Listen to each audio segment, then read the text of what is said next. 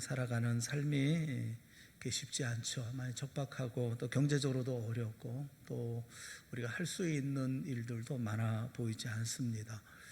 내일이 보이지 않을 때, 그리고 오늘의 삶이 참 힘들고 어려울 때 여러분들은 어떻게 하십니까? 미래가 암담할 때, 미래가 보이지 않을 때 여러분들은 무엇을 바라보십니까? 요즘 재난지원금 얘기도 있는데 이거 목 놓아 기다리고 계십니까? 오늘 말씀을 우리가 한번 살펴보면서 그 답을 얻는 시간이 되었으면 참 좋겠습니다. 저는 여러분에게 무지개를 바라보는 사람을 소개를 해드리려고 합니다.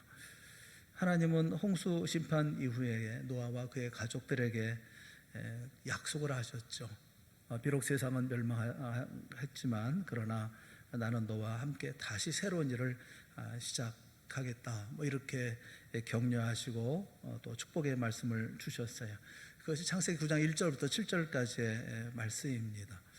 하나님은 노아와 그의 자녀들에게 복을 주시면서 생육하고 번성하여 땅에 충만하라 이렇게 명령하셨습니다. 익히 들어본 그런 말씀 아닌가요?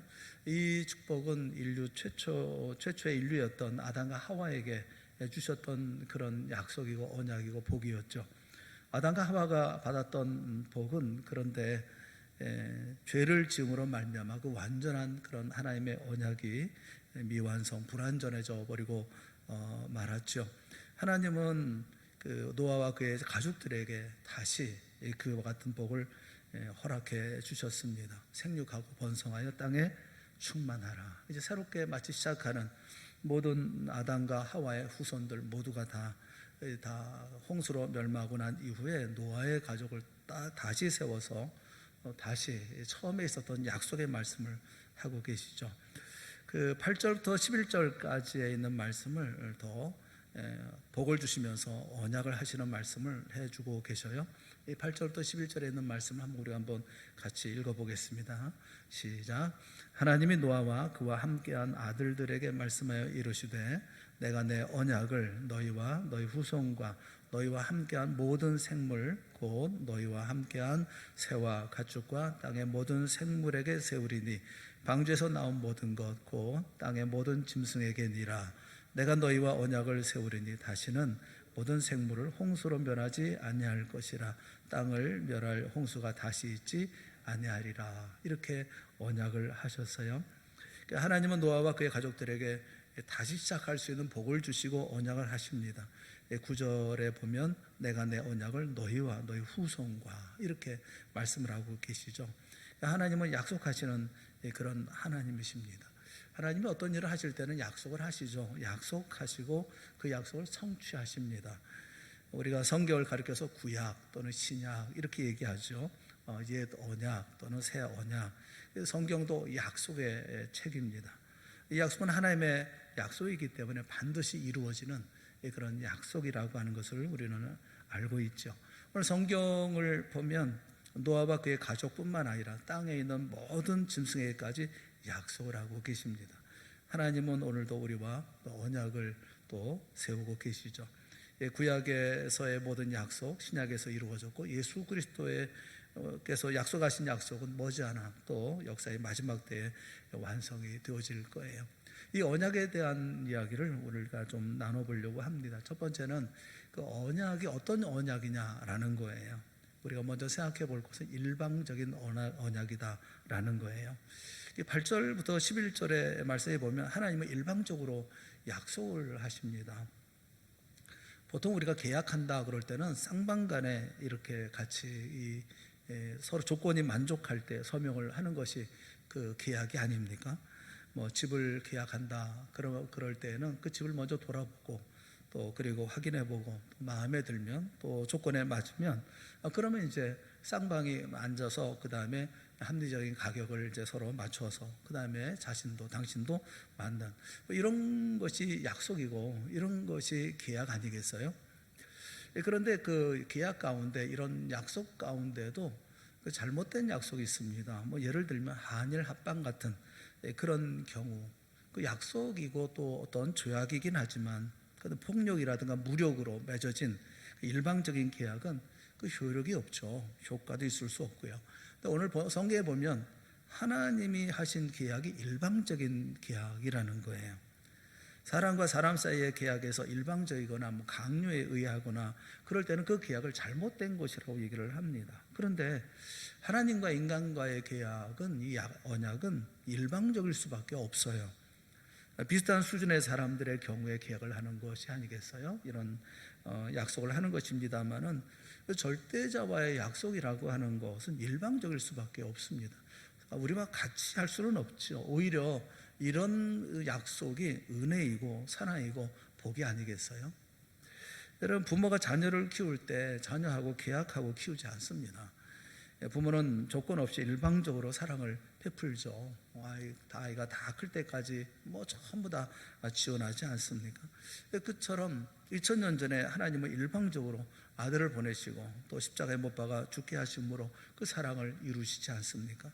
사람이 일방적으로 강요하는 계약에는 문제가 많지만 하나님이 하시는 계약은 언제나 일방적인 계약일 수밖에 없어요. 근데 그것이 바로 사랑이고 그게 바로 은혜인 것이죠. 하나님은 노아에게 창조주의 권위를 가지시고 약속을 하십니다. 이 약속은 사랑과 은혜로 주어진 일방적인 그런 약속이고 일방적인 계약인 것이죠. 요한복음 15장 16절 말씀에 보면 예수님께서 그렇게 말씀하셔요. 너희가 나를 택한 것이 아니요 내가 너희를 택하여 세웠나니, 그렇게 말씀을 해요. 너희가 나를 택한 게 아니라 내가 너를 택했다라고 말씀합니다. 세상 사람들, 보통 일반적인 사람들은 내가 사랑하기 때문에 나도 사랑한다, 어떤 조건이 있죠. 사랑도 일방적인 사랑이 아니라 그럼 항상 어긋나는 사랑일 수밖에 없잖아요. 그런데 내가 사랑하니까 나도 사랑하고, 또 내가 나에게 이런 도움을 주니까 나도 이런 도움을 주고, 이 기브 앤 테이크, 이것이 보통 세상 모든 사람들, 사람들이 가지고 있는 방식이 아니겠습니까? 그 영화 가운데, 예전의 영화 가운데 우아한 거짓말이라는 우리나라 영화가 있어요. 우아한 거짓말이라고 하는, 그 딸을 둘을 키우고 있었던 그 엄마의 그 둘째 딸이 그 왕따를 당하고 학교에서 왕따를 당해서 자살하죠. 이것 때문에 이제 고민하면서 나중에 이 문제를 해결해 나가는 그런 과정인데, 그 자살한 아이의 엄마가 왕따를 시킨 그 부모를 찾아가죠. 거기가 중국집인데 일부러 자꾸 찾아갑니다. 자기 얼굴을 보면 괴로울 줄 알고. 근데 이제 뭔가 좀 사과하려고 하는 그 엄마가, 상대방의 엄마가 얘기하려고 하니까 하는 얘기가 아주 그 가슴 아픈 얘기예요. 그런 그 대사가 이런 얘기입니다. 사과하려고 하니까 그 엄마가 얘기하면서, 사과하시려면 하지 마세요 하면서, 말로 하는 사과는요 용서가 가능할 때 하는 겁니다. 받을 수 없는 사과를 받으면 억장에 꽂힙니다. 그저 저 숨을 구멍 파놓고 장난하는 거에 지나지 않습니다. 이렇게 얘기를 해요. 용서할 마음이 하나도 없는데 사과한다고 하는, 이거는 말이 안 된다는 거죠. 지금 복수하러 찾아가고 그냥 막 괴롭히려고 찾아갔는데 사과하는 게 말이 되냐. 참 보면서 안타깝고 답답하지만 정말 그렇겠다 하는 그런 생각이 들더라고요. 여러분, 우리가 하나님 앞에 주님, 제가 잘못했어요, 용서해 주세요, 제가 이런 죄를 지었습니다라고 이렇게 사과하고 또 하나님 앞에 또 용서를 간구하고 회개할 때 하나님의 마음이 어떤 마음일까, 그런 생각을 얼핏 가져보았어요. 용서가 가능할 때 그 회개도 하는 거 아니겠어요? 하나님 앞에 우리가, 하나님의 아들 예수 그리스도가 우리의 죄를 위해서 죽으셨는데, 그런데 하나님이 용서할 마음이 받아들여 주는 거겠어요? 그 자식을 가슴에 묻는다고 그러는데 거기 그런 대사가 나와요. 아무리 콘크리트를 퍼붓고 쇠물을 갖다 넣어도 계속 끌어올라오고 계속 기어나오는 게 자식이라고, 묻을 수도 어떻게 할 수도 없는 게 자식이다, 이런 말을 하는데, 그 부모 마음이 그렇지 않습니까? 그 하나님 앞에 우리가 아무리 회개하고 아무리 용서를 간구한다 하더라도 이 용서가 될 수 있는 일이겠어요? 하나님은 그럼에도 불구하고 우리가 드리는 것도 없고 사랑할 만한 가치도 없고 구원받을 만한 가치도 없고 내가 한 것도 아무것도 없음에도 불구하고 무조건 사랑하신다, 이게 일방적인 언약이고 약속이거든요. 이 하나님과 우리와 맺어진 사랑의 계약이에요. 우리가 하나님을 믿는다라고 말하지만 사실은 내가 하나님을 믿는 게 아니라 하나님이 나로 하여금 믿도록 우리에게 은혜를 베풀어 주신 것이 아니겠습니까? 뭐 우리가 찬양도 하고 헌신도 하고 봉사도 하고 뭐 헌금도 하고 뭐 그런다고 하지만 주님께서 이미 우리에게 큰 일, 그 큰 놀라운 역사를 우리에게 베풀어 주셨고 창세전에 나를 택해 주시고 이름을 기억하시고 내게 복을 주셔서 그래서 우리가 이렇게 하나님 앞에 찬양하고 할 수 있는 이런 모든 것은 베푸신 은혜에 비하면 아주 미약한 것에 지나지 않지 않습니까? 이런 사랑과 은혜와 복을 하나님께서 노아에게 주십니다. 내가 너에게 복을 주겠다 이렇게 말씀을 해요. 너희 자손이 생육하고 번성하고 땅에 충만할 것이고 그리고 육식도 허락하고 동물들이 너를 해치지 못하게 할 것이고 서로 쥐고 살인하지 못하게 막아줄 것이고 특별한 계약을 해서 앞으로는 너에게 이런 멸망의 날을 허락하지 않겠다, 이런 멸망하지 않겠다 라고 하는, 멸망시키지 않겠다고 하는 그런 약속을 하고 계시는 거죠.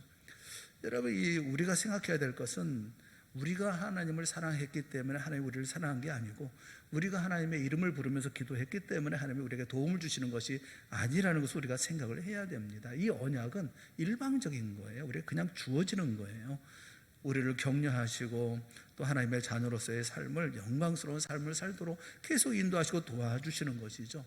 로마서 5장 8절 말씀에 보면 우리가 아직 죄인 되었을 때에 그리스도께서 우리를 위하여 죽으심으로 하나님께서 우리에 대한 자기의 사랑을 확증하셨느니라 이렇게 말씀하고 있어요. 그러니까 우리는 하나님이 우리를 사랑하신다는 사실을 확실하게 믿어야 돼요. 여러분이 예수님을 몰랐을지라도 하나님은 이미 우리를 사랑하셔서 예수 그리스도가 십자가에 죽게 하심으로 그래서 이런 은혜를 베풀어 줬다는 사실을 우리가 잊어서는 안 됩니다. 언약은 일방적으로 내게 주신 이 언약이라고 하는 것을 우리가 먼저 생각을 해야 되는 거죠. 노아가 하나님께 뭘 했을까요? 뭐 한 게 있을까 싶어요. 뭐 예배드리고 뭐 신앙생활하고 그렇겠지만 뭐 그보다 더한 일을 했겠습니까? 근데 하나님은 조건 없이 노아에게 복을 주시고 그를 보호하시고 지켜주기로 결정하시고 그런 언약을 하신 것이죠. 여기 영원한 언약이라고 말씀합니다. 레도톳 요람 이렇게 얘기하고 있는데 레도톳이라고 하는 말은 그 시간이라는 얘기도 있지만 세대도 얘기를 하고 있어요. 요람이라는 말은 영원한 세대를 계속 거듭해서 계속 띄워주는 언약이라고 말씀을 하고 있어요. 그러니까 우리가 하나님의 약속에 대해서 말씀을 생각할 때에 조건적인 것이 아니라 내게 주어지는 약속이라는 것을 먼저 생각을 해야 된다라는 것입니다. 우리가 두 번째 생각해 볼 것은 그 언약의 내용이 뭐냐? 언약의 내용은 안심입니다. 노아를 안심시키는 하나님이다라는 거예요. 그 계약의 내용이 14절 말씀을 보시면 보란나고 이와 언약을 세우리니 다시는 모든 생물을 홍수로 멸하지 아니할 것이라 땅을 멸할 홍수가 다시 있지 아니하리라. 결코 물로 세상을 심판하지 않을 것이라고 말씀하고 있습니다. 어떤 의미에서 이 약속을 하고 있는 것일까요? 우리가 노아의 입장으로 좀 돌아가서 생각을 해보는 것이 좀 이 말씀을 이해하기 쉬울 것 같아요. 방주에서 이제 홍수가 끝나고 노아와 그의 가족들과 짐승들이 다 나왔습니다.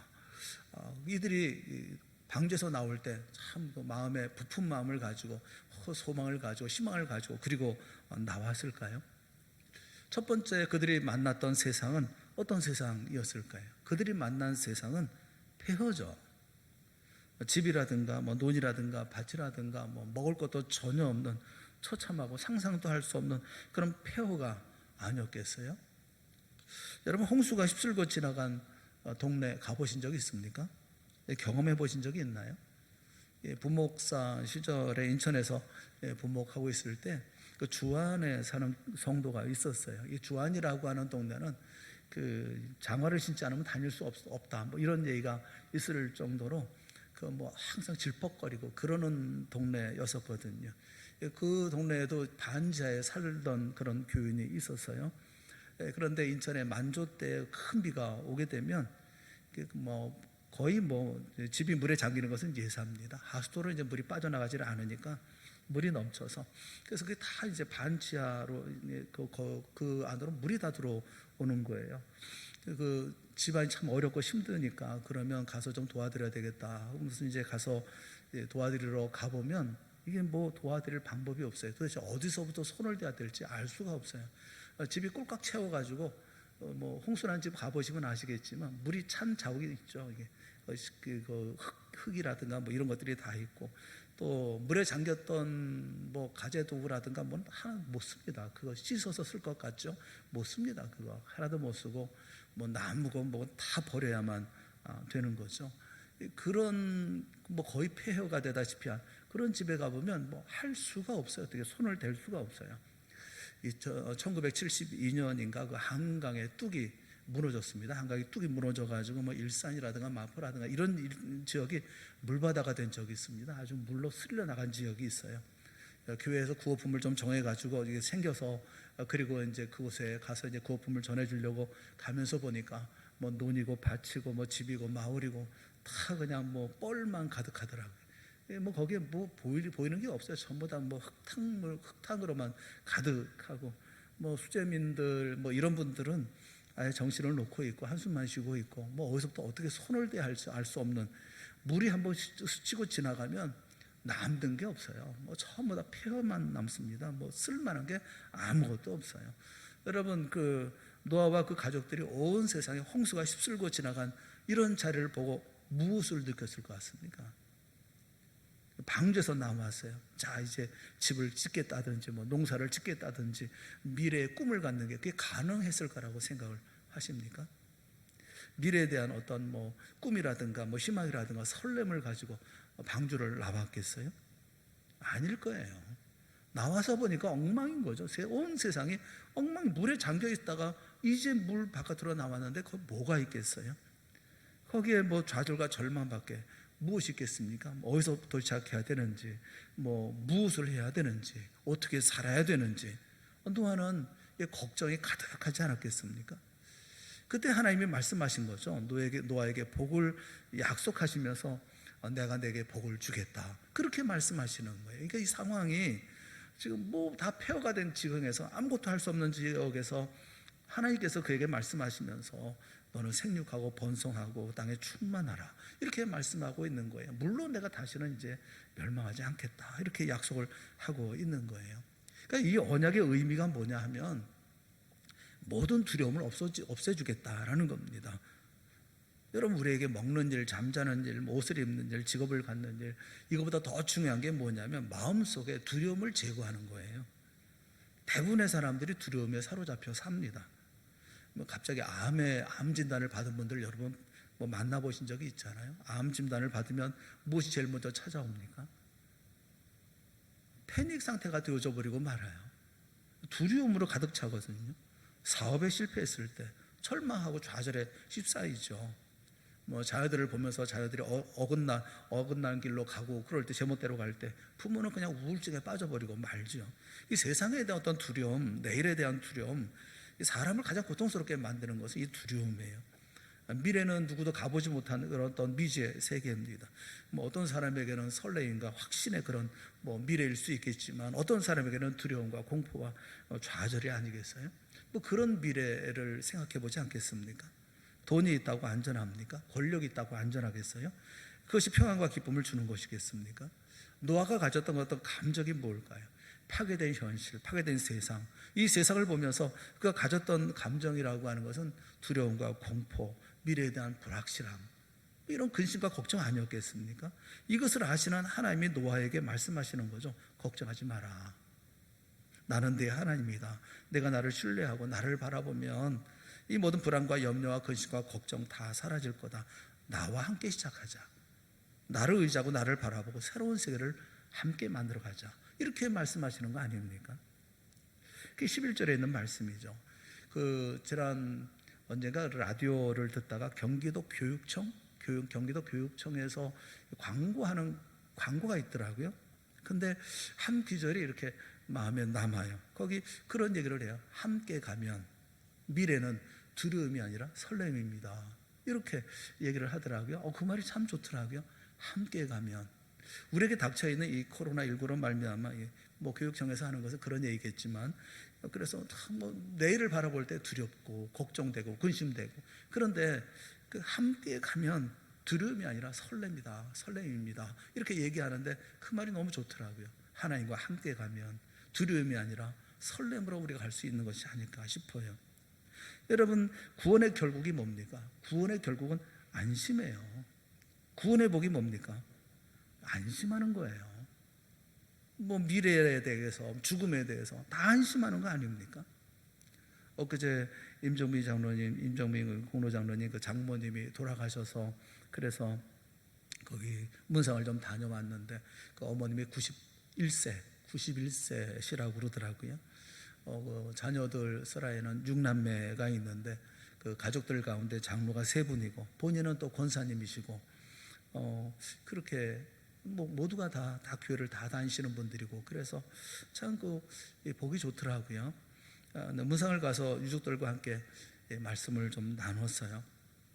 말씀을 드리면서 요한계시록에 있는 말씀과 같이 말씀을 나누면서 장례는 모두에게 힘든 일이다. 뭐 우리 모두는 서럽고 서운하고 죄송하고 답답하고 안타깝다. 다 이런 얘기를 하면서 그런데 오직 한 분만 지금 한 분만 제일 행복한 분이 계시다. 여러분 누가 제일 행복하겠어요? 제일 즐거워하실 분이 계시는데 그분은 정작 돌아가신 어머니가 아니겠습니까? 세상의 수고와 고통 모든 소명 다 마치시고 하나님 나라에서 주의 품에 안겼으니 세상에 그분보다 더 행복할 사람이 어디 있겠어요? 저는 진심으로 그 말씀을 드렸어요. 위로가 됐으면 참 좋겠다는 마음을 가지고 저는 그런 말씀을 드렸어요. 저 역시도 마찬가지예요. 구원받은 백성이 뭐가 무서워요? 죽음인들 두렵습니까? 구원받은 사람은 두려워하지 않아요. 병도 두려워하지 않습니다. 구원받은 자의 특권이 뭐냐면 안심해요. 안심한다. 이게 노아에겐 필요했죠. 두려움과 공포와 절망과 좌절에서 벗어나서 하나님과 함께 미래의 세계를 향해서 새롭게 시작하는 그런 일이 그에게 필요한 것이 아니겠습니까? 저는 오늘 우리에게도 우리에게 필요한 것이 바로 이와 같은 은혜다라는 생각이 들어요. 여러분은 미래에 대한 자신감이 있습니까? 구원이라고 하는 것은 안심이라고 말씀드렸잖아요. 안심하고 내일을 향해 갈 수가 있습니까? 세상 사람들은요, 성공하고 실패하고 또 건강하고 병들고 그 감정이 얼마나 요동칩니까? 뭐 좋은 일이 있을 때 막 좋았다가 또 어려운 일이 생기면 금방 또 풀이 죽어가지고 다 죽어가고 있다가 그러잖아요. 근데 우리 예수를 믿는 사람들은 주님과 함께하기 때문에 두려움으로부터 자유하고 오히려 안심하며 삶을 살잖아요. 하나님은 노아와 그의 가족들의 두려움을 언약의 말씀으로 치유하고 계시는 거예요. 지금 바라보는 것은 그런 것이지만 이 약속, 하나님이 주시는 약속, 이 약속의 말씀을 붙들고 이제는 새로운 미래를 함께 나가자 말씀하고 계시는 거잖아요. 저는 이 언약의 말씀이 오늘도 우리에게 유효하다고 저는 믿습니다. 우리 모두 안심해야죠. 내게 주어져 있는 모든 미래의 삶이 있지만 그러나 그 가운데 하나님이 약속하신 약속의 말씀을 붙들고 주님과 함께 나가는 미래를 만들어가는 삶이 우리 가운데 있어야 되는 것이 아니겠어요? 성경에는 이런 약속의 말씀이 무수히 많습니다. 몇 구절만 우리가 한번 찾아서 같이 한번 읽어봤으면 좋겠어요. 여호수아서 1장 9절에 있는 말씀. 당장 이스라엘 백성들이 이제 여리고성을 공격해야 되는 그런 상황이잖아요. 참 두려운 가운데 있을 때 하나님께서 주셨던 말씀이 뭡니까? 우리 다 같이 한번 보겠습니다. 시작. 내가 내게 명령한 것이 아니냐. 가하고 담대하라. 두려워하지 말며 놀라지 말라. 내가 어디로 가든지 네 하나님 여호와가 너와 함께 하느니라 하시니라. 또 이사야서 41장 10절 우리 같이 봅시다. 시작. 두려워하지 말라. 내가 너와 함께 함이라. 놀라지 말라. 나는 네 하나님이 됨이라. 내가 너를 굳세게 하리라. 참으로 너를 도와주리라. 참으로 나의 의로운 오른손으로 너를 붙들리라. 요한복음 14장 1절과 18절에 있는 말씀 같이 봅시다. 너희는 마음에 근심하지 말라. 하나님을 믿으니 또 나를 믿으라. 내가 너희를 고아와 같이 버려두지 아니하고 너희에게로 오리라. 한 군데 더 보죠. 요한복음 14장 27절 말씀 같이 봅시다. 평안을 너에게 끼치노니 곧 나의 평안을 너에게 주노라. 내가 너희에게 주는 것은 세상이 주는 것과 같이 아니하니라. 너희는 마음에 근심하지도 말고 두려워하지도 말라. 여러분, 이 말씀들이 여러분의 가슴속에 깊이 새겨지기를 주님의 이름으로 축원합니다. 저는 오늘 이 시간 여러분의 마음속에 있는, 여러분의 삶 속에 있는 두려움이 다 사라지기를 바랍니다. 여러분이 가지고 있는 크고 작은 두려움, 인간관계의 두려움, 경제적 어려움에 대한 두려움, 직장에 대한 두려움, 코로나19 질병에 대한 두려움, 우리에게 주신 언약의 말씀으로 다 몰아내고 또 그리고 그 가운데 자유를 얻는 우리 모두가 될 수 있기를 바라요. 두려움이라고 하는 것은 하나님께 속한 단어가 아니에요. 요한일서 4장 18절 말씀에 보면 사랑 안에 두려움이 없고 온전한 사랑이 두려움을 내쫓나니 두려우면 형벌이 있음이라. 두려워하는 자는 사랑 안에서 온전히 이루지 못하였느니라 말씀하고 있어요. 두려움은 하나님이 주시는 게 아닙니다. 두려움, 불안, 근심, 좌절, 절망, 이것은 마귀가 우리의 영혼 속에 심어주는 그런 독과 같은 거예요. 하나님을 사랑하는 자에게는 두려움이 없습니다. 사랑에는 두려움이 없기 때문에 그래요. 하나님을 바라볼 때 내 안에 가득했던 안개와 같은 두려움이 사라지고, 두려움이 사라지면 그제서야 이제 드디어 보이기 시작합니다. 하나님의 뜻이 보이고 또 길이 보이기 시작하고 내일이 보이기 시작하는 것이죠. 두려움 속에서 선택하는 거, 그건 전부 실수합니다. 여러분, 두려움 가운데 있을 때 쫓기고 또 당황하고 안절부절하는 가운데 어떤 선택을 해보십시오. 항상 잘못된 선택이고 비극적인 선택을 할 수밖에 없죠. 하나님과 함께 시작하시라고요. 여러분의 모든 두려움은 예수님 안에 완전히 해결해 주셨다는 사실을 여러분 믿으시고 예수님 바라보고 나가는 우리가 됐으면 좋겠어요. 빌립보서 4장 4절부터 7절에 있는 말씀을 우리 한번 다 같이 함께 보겠습니다. 주 안에서 항상 기뻐하라. 내가 다시 말하노니 기뻐하라. 너희 관용을 모든 사람에게 알게 하라. 주께서 가까우시니라. 아무것도 염려하지 말고 다만 모든 일에 기도와 간구로 너희 구할 것을 감사함으로 하나님께 아뢰라. 그리하면 모든 지각에 뛰어난 하나님의 평강이 그리스도 예수 안에서 너희 마음과 생각을 지키시리라. 아멘. 새롭게 시작하는 우리 모두가 되고자 할 줄로 믿습니다. 어제까지의 좌절과 두려움 이런 모든 것들은 다 이제 미련을 갖지 마시고 하나님과 새롭게 시작하는 우리 모두가 될 수 있기를 바라요. 이 언약의 내용은 새로 시작하자라는 겁니다. 내 눈앞에 보여지는 것은 폐허고 볼 수 없는 비참한 상태이지만 뭘 시작할 수 있는 아무것도 없지만 하나님께서는 언약의 말씀을 통해서 새롭게 시작하자, 나와 함께 시작하자, 이렇게 말씀하고 계시는 거예요. 그러면서 세 번째 우리가 생각해 보려고 하는 게 뭐냐 하면 이 언약의 증거라는 겁니다. 증거를 주셨다는 거예요. 물로 다시는 세상을 심판하지 않겠다 하면서 약속의 증거를 주십니다. 이게 13절에 있는 말씀이죠. 13절 말씀 우리 한번 같이 보죠. 다 같이 시작. 내가 내 무지개를 구름 속에 두었나니 이것이 나와 세상 사이의 언약의 증거니라. 하나님이 세상을 다시는 심판하지 않겠다 약속하신 약속의 증거, 그게 무지개라고 말씀을 하고 계셔요. 무지개가 그때 처음 생겨난 것일까요? 그렇지는 않을 거예요. 전에도 있었을 겁니다. 하나님이 구름 속에 있는 무지개를 증거로 삼으신 것이죠. 하나님은 세상에 대한 두려움이 생길 때마다 우리가 무지개를 보기를 원하시는 거죠. 하나님이 무지개를 볼 때마다 생각하겠다, 기억하겠다, 이렇게 말씀하고 있잖아요. 14절 15절에 보면 내가 구름으로 땅을 덮을 때 무지개가 구름 속에 나타나면 내가 나와 너희와 및 육체를 가진 모든 생물 사이에 내 언약을 기억하리니, 내가 기억하리니 다시는 물이 모든 육체를 멸하는 홍수가 되지 아니할지라. 하나님이 무지개를 볼 때마다 기억하시겠다는 거예요. 기억하시겠다. 13절에 보면 언약의 증거라는 말씀이 있죠. 또 13절 말씀만 아니라 17절 말씀에도 언약의 증거라고 말씀합니다. 노아에게 이르시되 내가 나와 땅에 있는 모든 생물 사이에 세운 언약의 증거가 이것이라 하셨더라. 이렇게 말씀하고 있어요. 언약의 증거. 노아와 그의 가족 모든 이 생물들은 지치고 포기하고 싶고 좌절하고 절망할 때면 그때만 무지개를 보면서 하나님의 언약을 기억하는 것이 아니겠어요? 보장받은 약속을 믿고 인내하며 일어설 수가 있었던 거죠. 무지개를 보면 하나님의 언약이 생각나고 하나님이 기억하시겠다는 그 말씀이 생각나는 거죠. 두려워하지 않고 걱정하지 않고 그래서 안심할 수가 있었던 거 아니겠습니까? 믿음은 바라는 것들의 실상이요 보지 못하는 것들의 증거라고 말씀하고 있죠. 우리 중에 믿음을 본 사람은 아무도 미래를 본 사람은 아무도 없어요. 그런데 믿음을 가진 사람은 무지개를 보면서 하나님의 영원한 언약을 생각하고 미래를 보는 것이죠. 내 미래, 또 내 가정의 미래, 우리 교회의 미래, 이 세상의 미래, 일어날 모든 미래, 모든 일들이 하나님의 약속 가운데 이루어질 것이라고 하는 것을 모든 사람들이 다 그 노아를 비롯한 모든 그 가족들이 다 이것을 생각을 하는 것이죠. 하나님은 노아에게 무지개를 볼 때마다 내가 이것을 기억하겠다 말씀하시면서 너희도 이것을 기억하라 말씀하시는 것이 아니겠어요? 노아 시대에는 언약의 증거가 무지개였기 때문에 노아와 그의 가족 또 그리고 이 땅의 모든 짐승들 이것을 바라보면서 하나님과의 영원한 언약을 기억을 했을 거예요.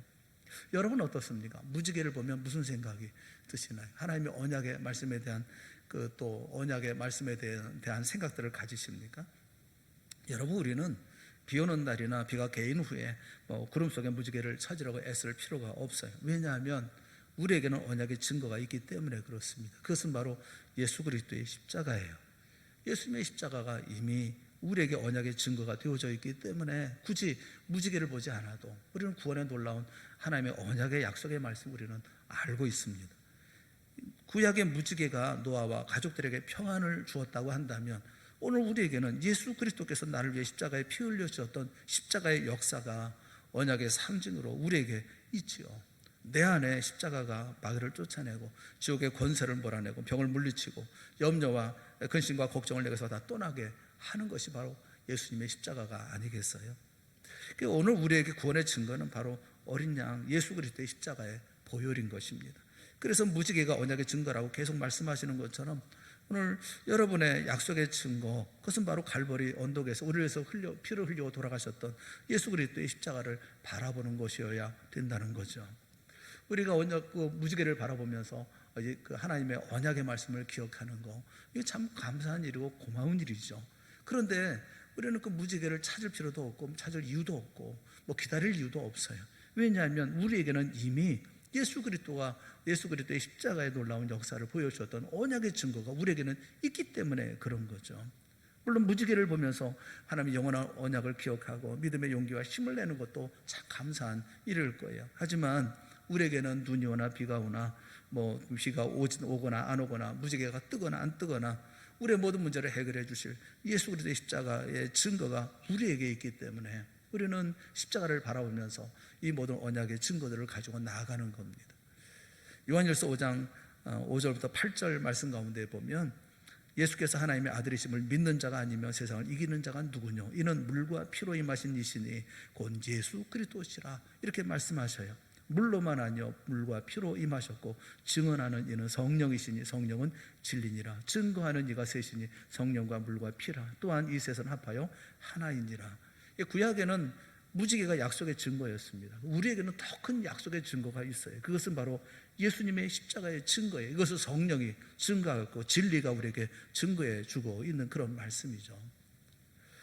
제가 말씀드렸던 것은 우리가 코로나19 때문에 여러 가지 어렵고 힘들고 하지만 그 가운데 비관하거나 우리의 인생 가운데 삶 속에서 우리가 낙담하거나 좌절하는 거, 그래서는 안 된다는 거예요. 왜냐하면 우리에게는 언약의 증거가 있으니까요.